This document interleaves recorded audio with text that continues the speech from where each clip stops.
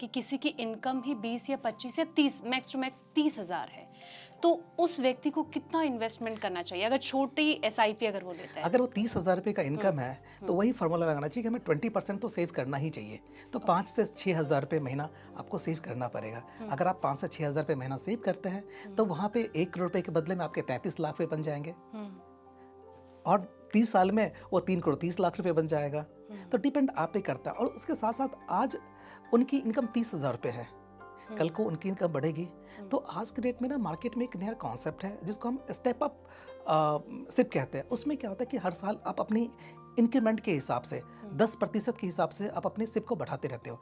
इस साल अगर आपने 5,000 रुपये का इन्वेस्ट किया तो नेक्स्ट ईयर वो 5,500 रुपये हो जाएगा एंड सो ऑन। वो 10% के हिसाब से बढ़ता जाएगा और आप सोच भी नहीं सकते कि इतना बड़ा कॉर्पस बन जाएगा। प्रहलाद जी, अगला सवाल ये हो जाता है कि एसआईपी के जरिए जो लॉन्ग टर्म वेल्थ क्रिएशन है इसे कैसे क्रिएट किया जाएगा? एक रूल है 7531 मीन्स कम से कम आप अपने सिप को 7 साल के लिए कीजिए और बहुत ज़्यादा सेक्टर में 5 से ज़्यादा सेक्टर्स में आप उसको डिवाइड मत कीजिए। जैसे लार्ज कैप हो गया, मिड कैप हो गया, स्मॉल कैप हो गया, फ्लेक्सी कैप हो गया, ग्रोथ फंड हो गया। आप ऐसे सेक्टर्स में इन्वेस्ट कीजिए, 5 से ज़्यादा आप मत कीजिए।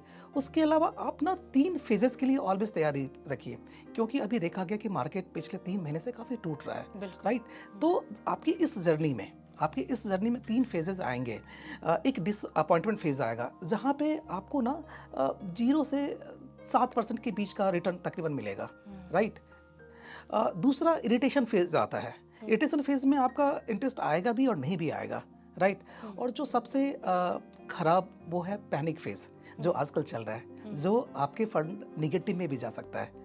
अगर आपने इस तीनों फेज को देख लिया तो एक कंफर्म है कि आपका पैसा बनेगा ही बनेगा। एंड लास्ट जो 7531 का कि आप अपने पैसे को हर साल 10% के हिसाब से इन्वेस्ट कीजिए और दोनों कंडीशंस में ना आपका पैसा बढ़ता है।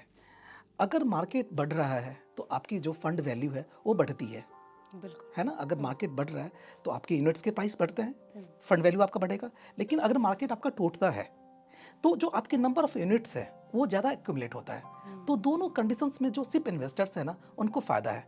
तो मुझे लगता है कि आपको अगर आप क्रिकेट खेलते हैं तो पिच पे रहना ज़्यादा ज़रूरी है। अगर आप आउट हो गए तो आप ना 1 रन बना सकते हैं, ना 2 रन बना सकते हैं, ना सिक्सर मार सकते हैं। अगर आप एक बार पिच पे है ना, अगर आप पिच पे हैं तो आप कोई भी शॉट खेल सकते हैं। इसी तरीके से अगर मार्केट टूटता है ना तो अगर आपके पास में पैसे नहीं हैं तो आप उस मार्केट में इन्वेस्टेड रहिए। जब भी कोई लूज बॉल आता है, यानी जब मार्केट टूटता है ना तो कुछ पैसे आप उसमें इन्वेस्ट कीजिए ताकि जब ये मार्केट चलेगा तो आपका पैसा काफ़ी बड़ा बन जाएगा। आपकी बात से एक सवाल ये उठ जाता है, जैसे कि आपने कहा कि जब बाजार टूटता है, मार्केट टूटता है, ऐसी सिचुएशन क्रिएट होती है तो उस टाइम पे कई सारे जो लोग इन्वेस्टर होते हैं उनके दिमाग में ये आता है कि क्या हमें अब वापस ले लेना चाहिए, एसआईपी अपनी वापस वो कर लेनी चाहिए।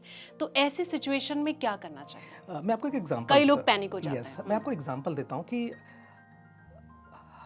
सबके घर में गोल्ड है, आपके पास भी है, मेरे पास भी है, मेरी माँ के पास भी है गोल्ड। आज रेट 80,000 रुपये का है। कल को अगर ये टूट जाता है तो आप क्या करोगे अपने गोल्ड को?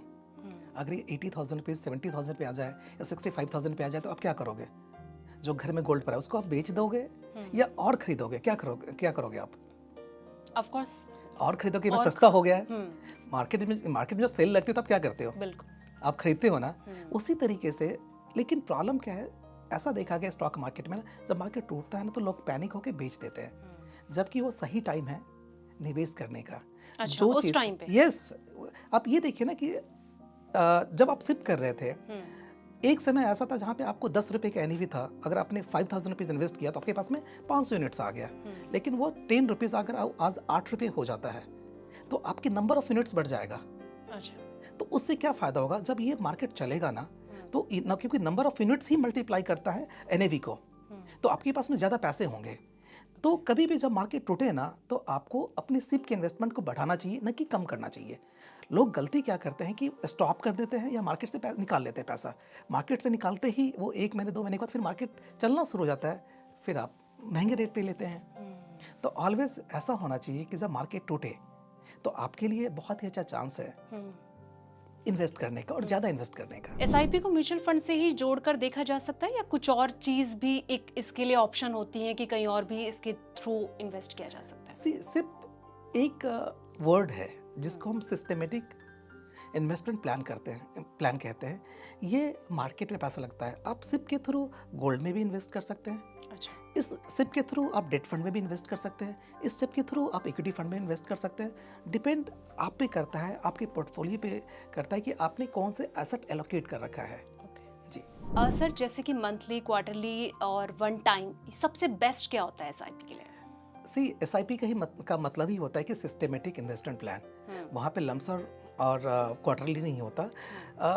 सिप का पर्पस ये है कि आप मार्केट को टाइम नहीं कर रहे हैं, मार्केट के हर कंडीशंस को आप पैसा लगा रहे हैं, यानी आपके पैसे का एवरेज रुपी कॉस्ट हो रहा है। क्योंकि हमें नहीं पता कि नेक्स्ट 5 ईयर्स में, नेक्स्ट 2 ईयर्स में, नेक्स्ट 2 मंथ्स में मार्केट कैसा होगा, बट उसको हम एवरेज रुपी कॉस्ट के हिसाब से पैसा लगा सकते हैं कि जो चीज़ आज हमने 10 रुपये का खरीदा, कल वो 12 रुपये हो गया तो थोड़े यूनिट्स कम हो जाएंगे, कल को 8 रुपये आता तो आपके यूनिट्स बच जाएगा।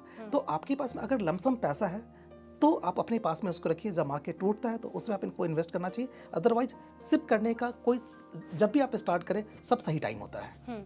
आप कह रहे हैं सब कुछ सही टाइम होता है, लेकिन मुझे ऐसा लगता है कि कोई भी अगर बेनिफिट कहीं पर मिलता है तो कुछ ना कुछ नेगेटिव इम्पैक्ट भी होता है। तो मैं चाहूँगी कि हमारे दर्शकों को आप बताएं कि किस चीज़ के लिए उन्हें प्रिपेयर रहना चाहिए कि ताकि उन्हें इन फ्यूचर कोई परेशानी ना हो। मैंने आपको इससे पहले बताया कि जो एक डिप है, DIP, disappointment, market of course देता है, इरिटेशंस का जो फेज होता है और पैनिक का फेज होता है। ये 3 फेज से आपको हमेशा तैयार रहना चाहिए, ये कभी भी आ सकता है।